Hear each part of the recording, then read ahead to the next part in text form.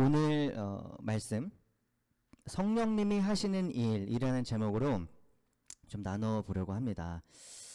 여러분, 제가 한 2주 전쯤에 제 페이스북이 약간 뭐라 그럴까요? 약간 소란스러운 것을 발견했습니다. 이제 페이스북을 딱 오픈했는데 약간 소란스러운 것을 발견했는데, 왜 그러냐면 페이스북을 하면 이게 친구를 맺잖아요. 그렇죠? 누구를 내가 좋아하는 사람을 팔로우를 한다던가 친구를 맺으면 그 나랑 관계 있는 사람이 쓴 글이나 그 사람이 내가 친구 맺은 사람이 다른 사람의 글을 공유를 하면 그게 저한테도 보여요. 그러니까 제 친구가 어떤 글을 이걸 좋네, 쉐어를 해야지. 그러면 저한테도 보여요. 제 친구가 어떤 글을 쉐어했는지 공유를 했는지. 그래서 이제 제가 페이스북을 딱 오픈했는데 제 친구가 어떤 한국의 유명한 사람 글을 이제 쉐어를 했습니다. 이제 그 쉐어를 한 글을 그래서 제가 이제 자연스럽게 읽게 됐죠. 근데 이제 이 공유한 그 원 글을 쓴 사람은 한국에서 이제 꽤나 유명한 사람입니다. 꽤나 인터넷에서 유명한 사람이고 실제로도 이제 필드에서 여러 활동을 하시는 분인데, 이제 그분이 어떤 글을 쓰셨냐면 한국의 유명한 대형교회 담임 목사님을 소위 말하는 저격을 하는 글을 썼습니다. 우리가 저격했다 이런 표현을 쓰면 이제 누구를 비판했다 이런 표현이죠. 그 대형교회 유명한 목사님을 이렇게 저격을 하는 글을 이렇게 쓴 거예요. 저도 이제 그 유명 목사님의 글을 가끔 이렇게 읽곤 하거든요. 근데 이제 이름만 대면 다 아는 그런 목사님이셨는데 이제 막 저격하는 글이 떠오르고 그 밑에 이제 댓글들이 막 이렇게 올라오는 걸 보고 제 이제 페이스북이 좀 소란스러웠던 거죠. 이게 뭐지? 이런 생각이 들었어요. 근데 이제 저도 가끔 그 유명한 목사님의 글을 읽기 때문에 큰 문제의 소지가 있는 글을 쓰시는 분이 아닙니다. 정치적인 글을 쓰시는 그런 분도 아니고, 근데 아마 그 글이 약간 정치색을 띄었던 것 같아요. 저는 그 일을 읽지 않았습니다. 왜냐면 오늘 제가 이제 말씀을 전함에 있어서 제가 공정한, 페어한 어떤 누구의 편을 들어서는 안 되기 때문에 일부러 찾아보진 않았지만 그 저격을 하는 글에 왜 그분이 이제 그 담임 목사님, 유명한 분을 저격을 했냐면, 그 유명한 그 목사님이 글을 쓰실 때 글을 쓰는 어떤 패턴이 있어요. 보통 글을 시작하실 때 이런 식으로 이제 시작을 하세요. 종종 이런 식으로 쓰세요. 오늘 성령님께서 저에게 이런 마음을 주셨습니다 라는 이렇게 글을 쓰시면서 이제 그날 일어났던 일이나 아니면 자기의 생각을 이제 공유를 하시죠. 종종 그렇게 쓰셨는데 여태까지는 큰 문제가 없었거든요, 사람들 사이에서. 근데 이제 다른 유명한 사람이 이제 공격을 한 거죠. 아니, 글을 쓸 거면 그냥 심플하게 담백하게 그냥 저는 이 문제에 대해서 이렇게 생각합니다 라고 쓰지, 왜 굳이 오늘 성령님께서 저에게 이런 마음을 주셨습니다 라고 글을 썼냐는 거예요. 그러면서 그게 성령님이 주시는 마음인지 어떻게 알 것이며 왜 사람들을 선동하고 미혹하냐고 막 공격을 한 거죠. 그래가지고 막 인터넷이 좀 시끄러웠던 적이 있었습니다. 한 2주 정도 된 것 같아요. 여러분, 어떻게 생각하십니까? 어떻게 생각하세요? 누구 말이 맞는 것 같나요? 아니, 성령님의 마음을 주셨으면 주신 것이고, 뭐 자기가 확신이 있으면 자기만의 공간에서 나눌 수도 있는 거 아니야? 이렇게 생각하실 수도 있을 것 같고, 또 그 공격을 한 사람처럼 왜 성령님의 말씀인지 아닌지 그런 표현을 이용해서 사람들을 미혹하게 하느냐, 왜 선동하느냐, 이렇게 주장할 수 있는 것일까요? 우리가 어떻게 이 문제에 대해서 판단할 수 있을까요? 요즘 시대는, 요즘 교회는 성령에 대해서 매우 조심스러워합니다. 성령에 대해서 말하는 것들을 어려워해요. 이거 내가 잘못 말해서, 목회자들 같은 경우에도 이거 내가 잘못 말해서 이단 시비에 걸리는 거 아니야? 막 이거 신비주의라고 공격받는 거 아니야? 막 이렇게 조심스러워하는 분들도 있고,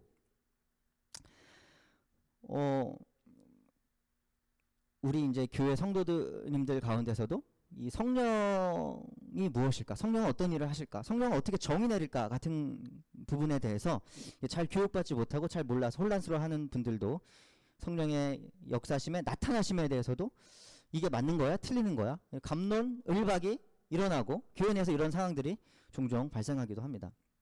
근데 우리가 분명하게 알 수 있는 것은 무엇이냐면 성령님은 분명하게 계신다. 이건 우리가 알 수 있죠. 성령님은 역사하신다. 말씀에서 분명하게 말씀하시고 계시니까 우리가 알 수 있는 것이죠.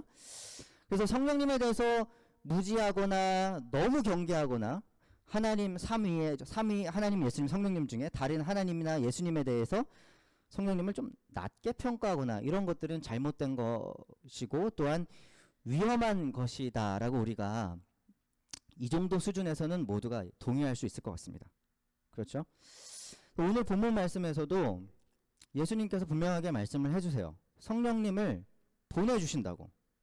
성령님을 보내주신다고 이제 요한복음 14장 말미에 이렇게 얘기를 해주시고 계시는데, 이제 성령님을 보내주시고 성령님이 오셔서 어떤 일을 하시는 가에 대해서 우리가 나눔에 앞서서 14장 전체를 제가 짧게 한번 말씀드리면, 14장에서 기본적으로 얘기하고 있는 것은 두 가지입니다. 첫 번째, 예수님은 떠나가신다. 14장에서 말씀하고 있는 것은 첫 번째 예수님은 떠나가신다. 이 얘기를 하고 계시고, 두 번째 예수님은 돌아오신다. 이거를 14장에서 얘기하고 있습니다. 자, 2절 후반부와 3절 초반부에 이런 말씀이 있습니다. 나는 너희가 있을 곳을 마련하러 간대요. 3절 초반부에 내가 가서 간대요. 너희가 있을 곳을 마련하면. 예수님이 떠나가시는 걸 말씀하시고, 그 다음에 돌아오시는 것을 말씀하시는데 18절에 내가 너희를 고아처럼 버려두지 아니하고 너희에게 다시 오겠다. 오시는 걸 말씀하시죠. 23절에 후반부에 보면 이런 말씀이 있죠. 다 읽진 않겠습니다. 후반부에 자, 내 아버지와 나는 그 사람에게로 가서 다시 돌아오시는 그 사람에게 가는 것, 돌아오는 것을 얘기하고 있어요. 이거 이제 14장은 예수님이 떠나가시고 돌아오시는 게 이제 큰 두 가지의 줄기인데, 떠나가시는 것은 그렇게 어렵지 않게 우리가 생각해 볼 수가 있습니다. 왜냐면 이제 14장의 말씀이 끝나면 말씀이 급박하게 돌아갑니다. 예수님이 십자가에 달려 돌아가시는 그 사건까지 로마 병정이 막 찾아와서 잡아가고 이런 얘기들이 스피디하게 아주 신속하게 말씀이 막 전개가 되거든요. 그러니까 우리가 이제 쉽게 생각하면 예수님은 십자가에 달려서 돌아가시고 제자들을 실제로 떠나가시니까 떠나가시는 것에 대해서는 우리가 어렵지 않게 이해할 수가 있죠. 예수님이 돌아오시는 건 무슨 의미일까?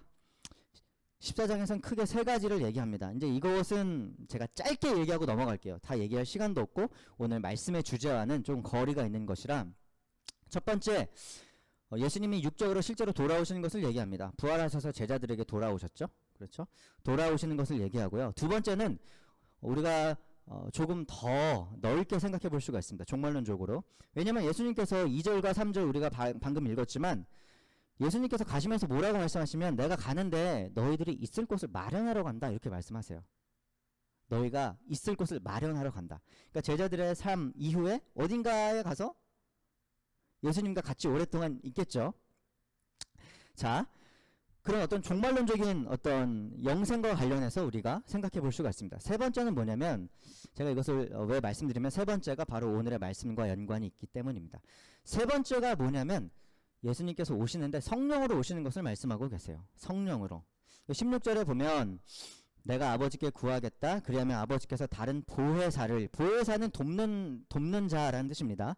보혜사를 너희에게 보내셔서 영원히 너와 함께 계시게 하실 것이다. 함께 있는데요. 성령이 오셔서. 근데 이제 이 성령이 오늘 본문 말씀 우리가 읽었지만 25절에 보면 어떻게 오시냐면 예수님의 이름 안에서 오시거든요. 그러니까 우리가 어떻게 생각할 수 있냐면 예수님이 오시는데 성령을 통해서 오신다라고 우리가 생각을 해볼 수가 있는 것이죠. 그래서 예수님께서 이제 오시고 함께 하시고 영원히 계시고 성령을 통해서 우리 안에 내주하시는데, 성령께서 오셔서 우리 안에서 하나님의 일을 성령을 통해서 하시는데 그것이 어떻게 일어나냐는 것이죠. 그것이 바로 오늘 말씀의 질문이자 주제입니다. 제목이 그것이죠. 성령께서 하시는 일. 자, 어떻게 일어날까요? 성령이 우리 안에서 어떻게 일하실까요? 성령이. 오늘의 말씀은 매우 분명하고 심플하고 담백하고 직설적으로 얘기해 주고 있습니다. 26절을 제가 읽습니다. 자, 그러나 보혜사 곧 아버지께서 내 이름을 보내실 성령께서 너희에게 모든 것을 가르쳐 주실 것이며 또 내가 너희에게 말한 모든 것을 생각나게 하실 것이다 라고 말하고 있습니다. 간단하게 얘기하면 두 가지죠. 성령께서 우리 안에 오셔서 하시는 일, 모든 것을 가르쳐 주시고 또 내가 너희에게 말한 모든 것을 생각나게 해주시고, 가르쳐 주시고 생각나게 해주시는 것이 바로 성령님께서 하시는 일이라는 것입니다. 기본적으로 이 두 가지 일을 하신다는 것이에요. 그런데 여러분, 우리가 이제 성령의 역사심에 대해서 대화를 하거나 누구에게 말을 듣거나 이렇게 볼 때 사람들이 성령의 역사심을 잘못 이해하고 있는 경우를 우리가 종종 봅니다. 예를 들면 이런 거예요. 아, 오늘 마음에 이런 마음이 들었어.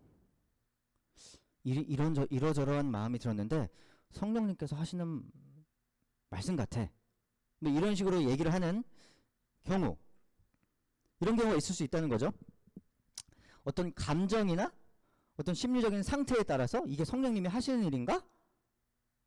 이렇게 표현하는 경우를 사실은 우리가 흔하지 않게 듣습니다. 근데 오늘 본문 말씀 뭐라고 얘기하냐면 성령님께서 오셔가지고 우리를 인도하시는데 첫 번째는 가르쳐 주시고 말한 모든 것을 생각나게 하신대요. 자, 우리가 알아야 될 것이 무엇이냐면 가르쳐 주시는 것과 생각나게 해주시는 것은 같이 일어납니다. 상호 보완적으로 일어나요. 어떨 때는 성령님이 오셔서 가르쳐 주시기만 하시고 어떨 때는 성령님이 오셔서 생각나게만 해주신다는 게 아니라, 이거 사실 어떻게 이해해야 되냐면 성령님께서 내 안에서 일하시는데 최소한 요한복음 14장 25절에서 27절 오늘 본문의 말씀에서 우리에게 가르쳐 주시는 것은 성령님께서 오셔서 생각나게 해주시고 그리고 그 생각나게 해주신 것을 가르쳐 주신대요. 무슨 얘기냐? 그 말씀이 어떤 의미인지 나에게 시의적절하게 그것을 풀어주신다는 말씀입니다. 그 말씀의 의미를. 근데 이게 정말 원리적으로 너무나 맞는 얘기예요. 왜냐하면 우리가 들고 있는 이 성경, 구약과 신약은 되게 오래전에 쓰여졌잖아요.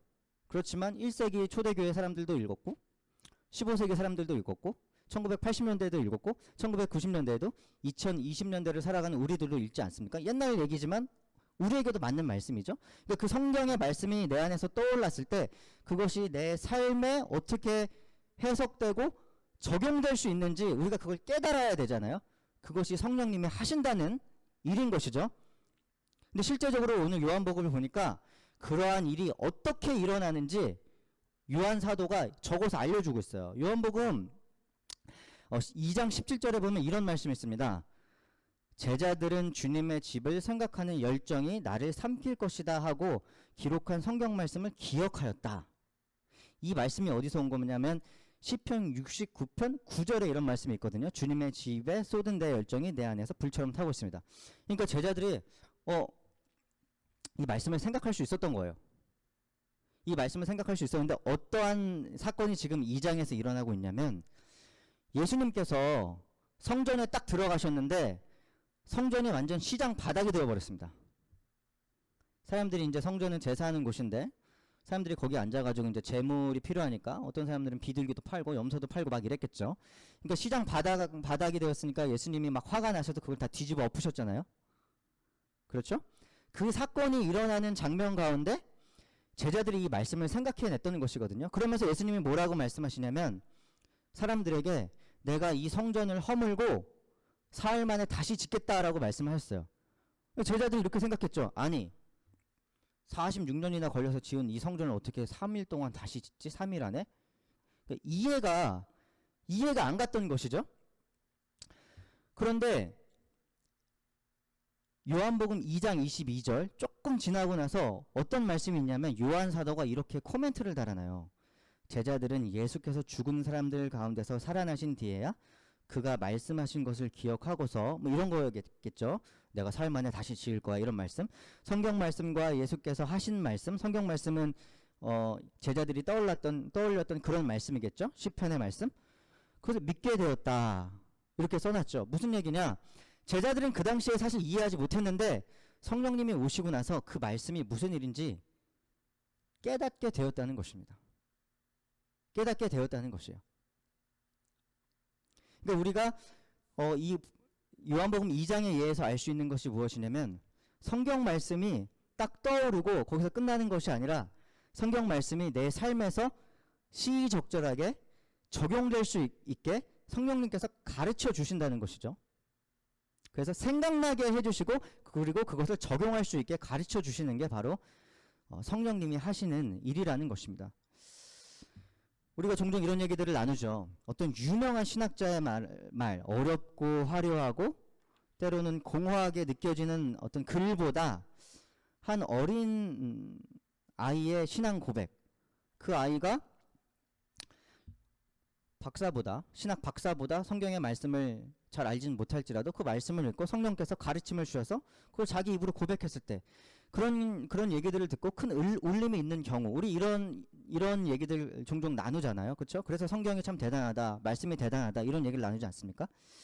사실 저는 이런 경험이 있어요. 방금 나눈 요한복음 2장의 말씀이 사실은 좋은 예가 될 것 같은데, 이 요한복음 2장의 말씀이 몇 주 전에 우리 큐티 말씀이었습니다. 큐티 말씀이었는데 제가 이제 책상에 앉아 있는데 우리 둘째가 이제 큐티 말씀이니까 이 본문을 막 몇 번 읽었단 말이에요.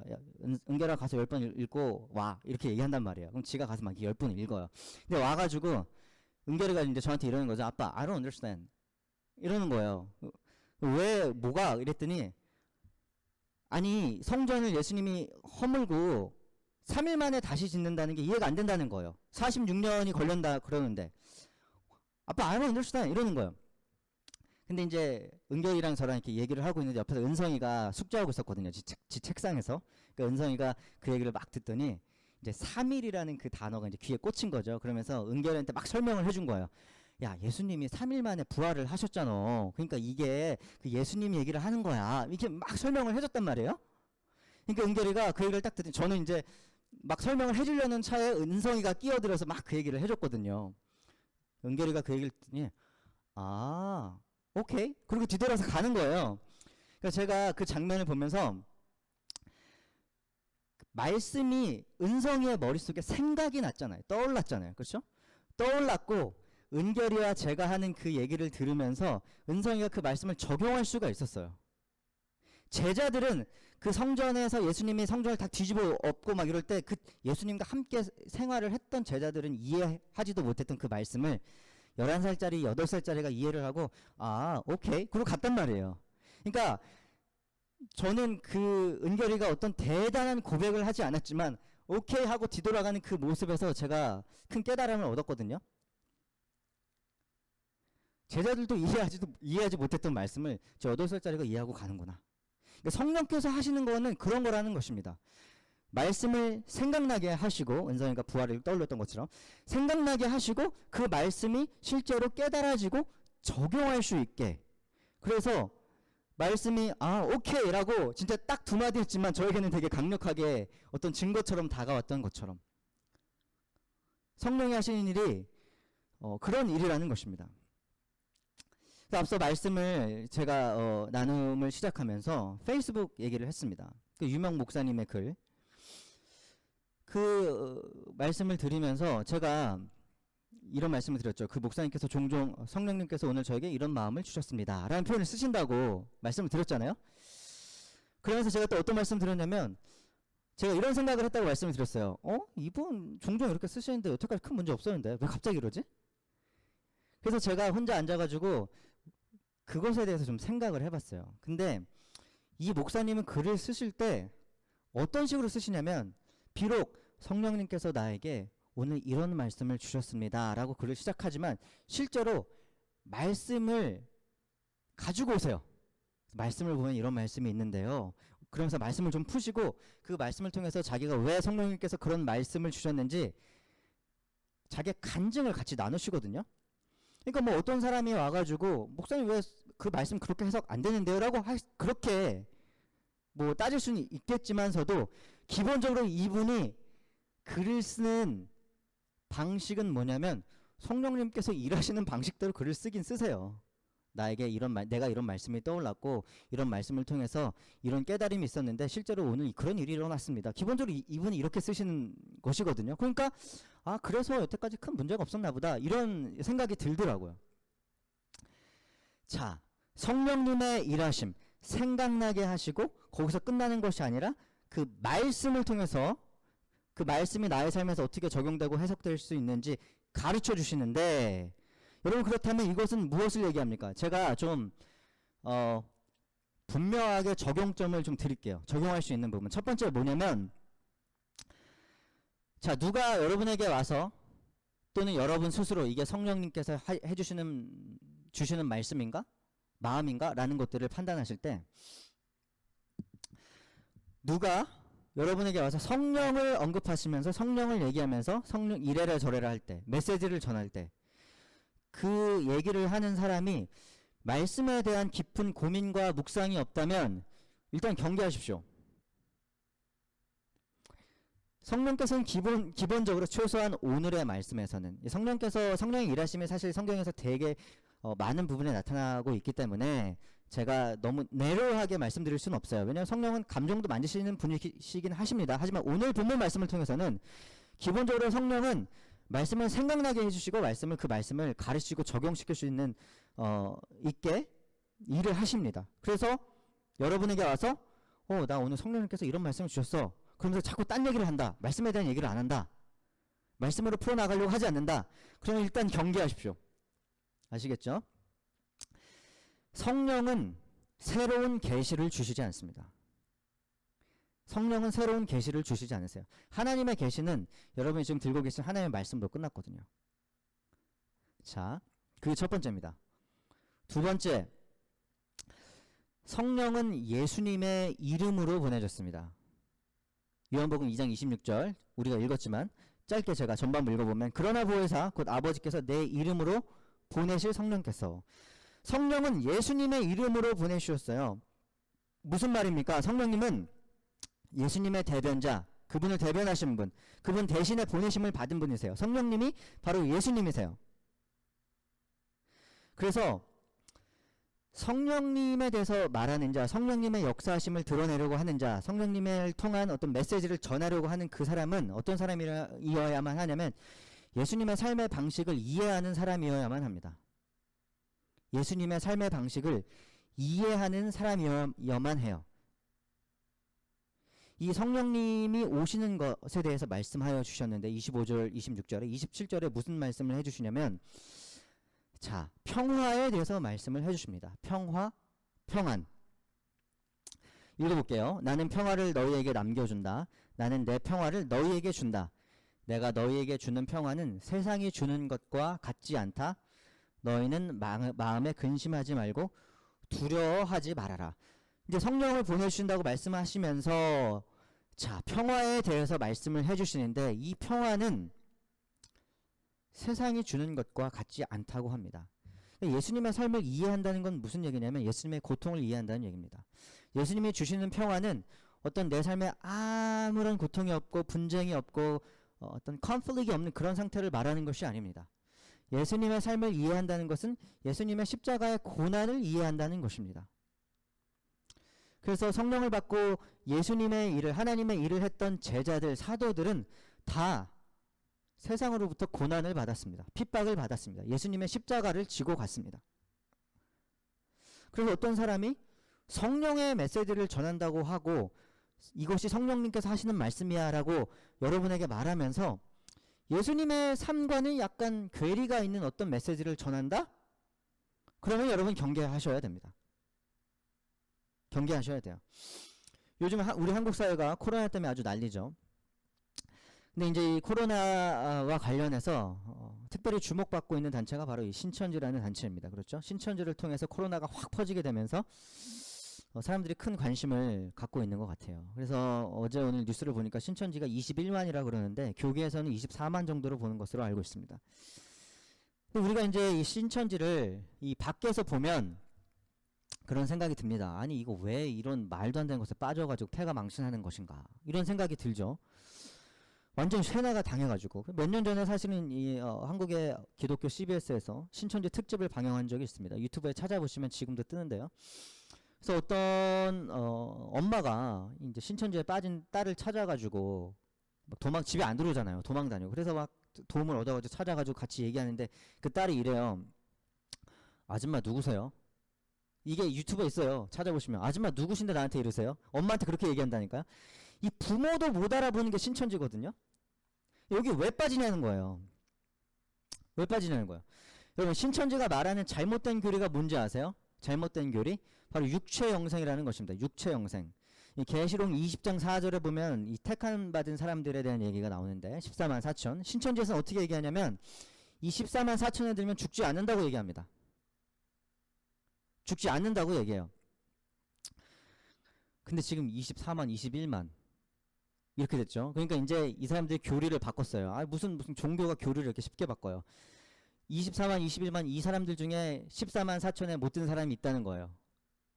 그러니까 이제 이 사람들이 그 14만 4천에 들기 위해서 뭐 집 갖다 팔고 뭐 부모 자식 몰라보고 막 이런 난리가 나는 것입니다. 여러분 인간들은 죽음을 무서워하죠. 그러니까 이 세상에서 이 두려워하는 이 것들을 그 사람들에게 들이대면서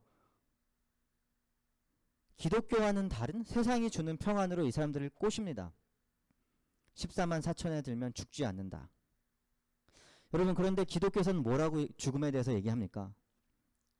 기독교가 주는 소망은 무엇입니까? 죽지 않는다라고 얘기합니까? 죽음을 이긴다라고 얘기합니다. 죽지만 부활한다고 얘기합니다. 그렇죠?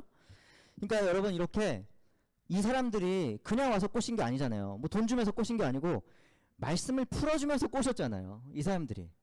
그러니까 성령에 대해서 얘기를 하면서 말씀을 풀어주는 것 같고 여러 가지 것들을 성경에 있는 여러 가지 것들을 얘기하고 제시해 주지만 이 사람들이 얘기하는 것이 무엇인가?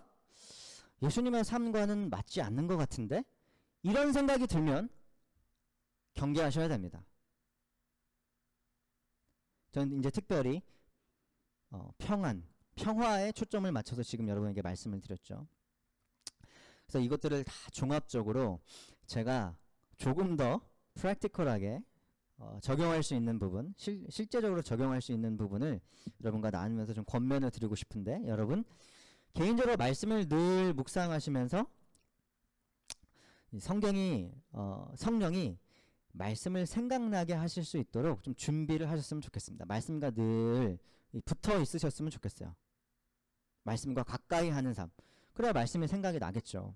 왜냐하면 성경은 말씀을 생각나게 하시고 적용할 수 있게 도와주시는 분이시니까.